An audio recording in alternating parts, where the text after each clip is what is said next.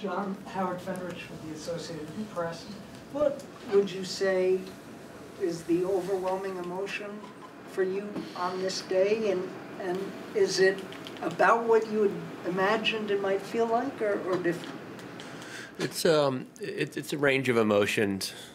There's you know, of course, a lot of disappointment with the result of my singles match today. But at the same time, you know, a lot of gratitude as well. You know, just to have one last time, you know, play in an atmosphere like that. It was very cool, and you know, that's, as I said on the court, that's why I work so hard. It's hard to explain how bad my body feels. Like, I'm not just talking right now, because yeah, it does, but just in general lately. And so everything I do to get it ready to play, there's a lot that goes into it, and because I wanted, you know, one more U.S. Open, and was able to get that. So it was a fun match. To overall, of course, the result is disappointing, but I'm proud of what I've achieved in my career. Billie Weinbaum from ESPN. John, what have you most wanted to demonstrate about yourself on the court and off in matches and press conferences and appearances? Yeah, I mean, you know, on the court, I like to think I'm a good competitor. I might not win every match, that's for sure, and I might lose a lot of close matches. I might get tight and choke a little bit on the court, but you know, that happens. But it's because I care. You know, I love this sport for sure, and you know, I want to be remembered as someone who, you know, competed pretty hard on the court, and I think I did that. So, but off the court, you know, I think it's most important, you know, within the locker room to have the respect of, you know, my colleagues in the locker room, and I think I have that, you know, judging from how many people have spoken to me. So, you know, but tennis is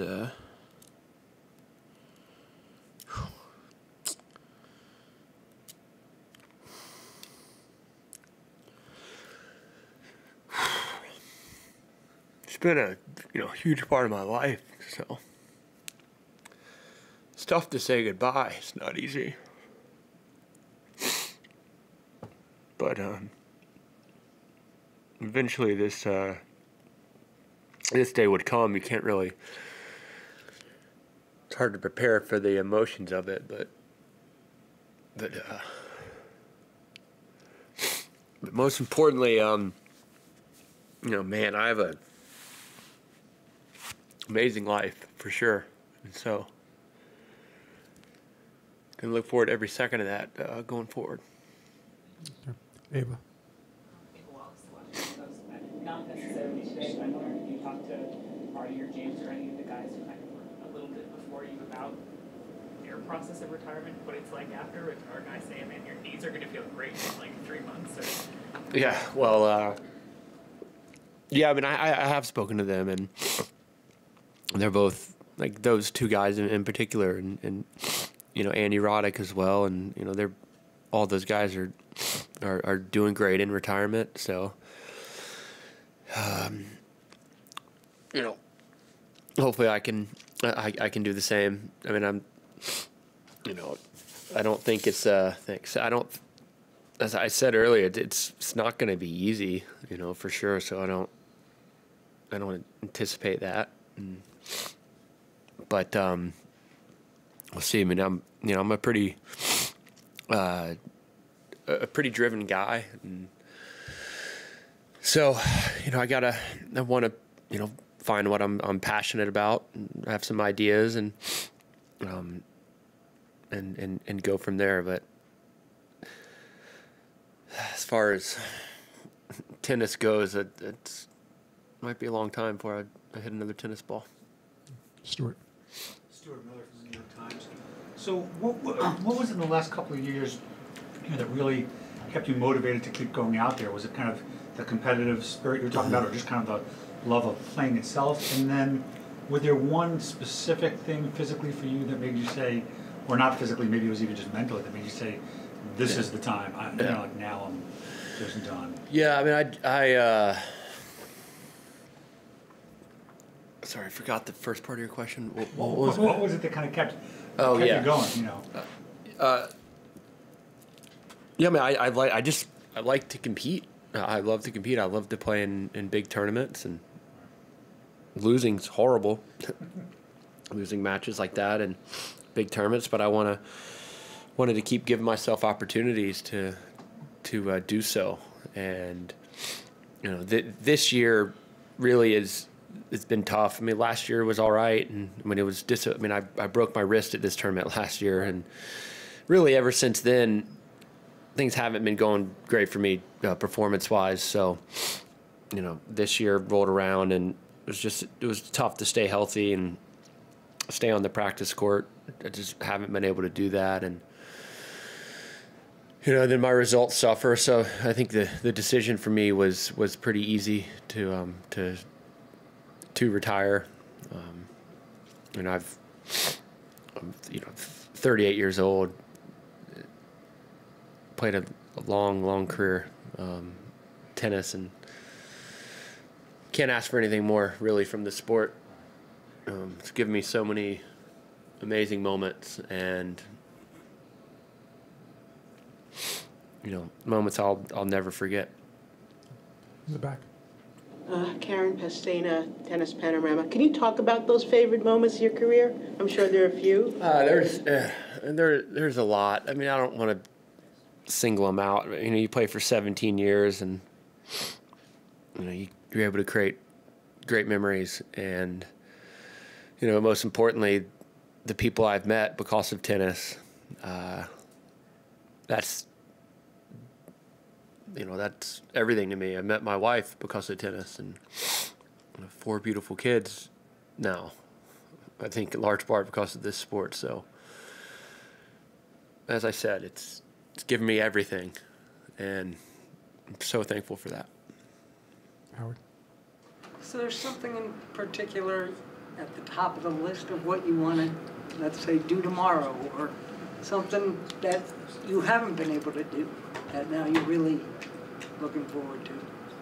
Probably not tomorrow, but yeah, you know, I'm gonna travel with 4 kids back to Texas. That'll be a lot of fun. But no, there's a lot of things. I mean, you know, a lot of places you want to see, you want to travel, and you know, luckily I've afforded myself that. I don't have to jump into anything right away. You know, that's for sure. But of course, you know, I just want to be the best. The most important thing I can do is going forward is to be the best husband and father I can be.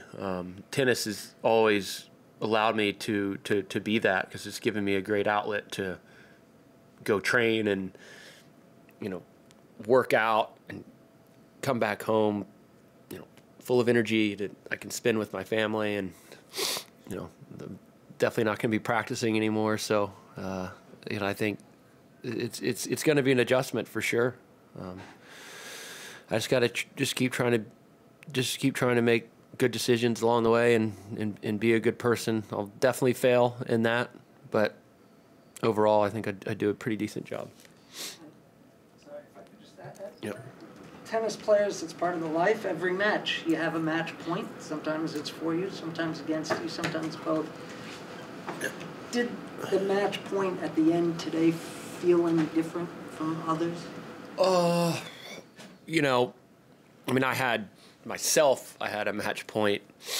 He had a really good serve, so that's, yeah, I mean, and obviously in my matches, it's kind of fitting it finished like it did. My matches are always on a knife's edge there. It can go either way, and it just didn't go my way today. And of course, there's some shots I want to have back. I had a volley I probably should have put away at 7-all in the tiebreaker and didn't do it. And yeah, so it's just it's a tough way to go out. But at the same time, I mean, I went out in front of a packed stadium and a standing ovation. And it's pretty cool. Last question on the left. Sport, just to lighten up the mood, can you tell us what is it that you won't miss at all as of tomorrow? Yeah, I'm not gonna miss the practice. Truthfully, getting my body ready to practice day in and day out, warming up and cooling down. I love to work out, but I'm gonna have a lot more free time because I'm not going to the courts an hour before my practice and practicing for 2 hours and cooling down for an hour. So, but that's something I really did enjoy. But lately, the last couple of years, it's become tough just because your body just some days you're not feeling it at all on the practice court, and that's kind of how it's been for me lately. Thank you, John. Yep. Thank you very much. Thank you, guys. Thank you.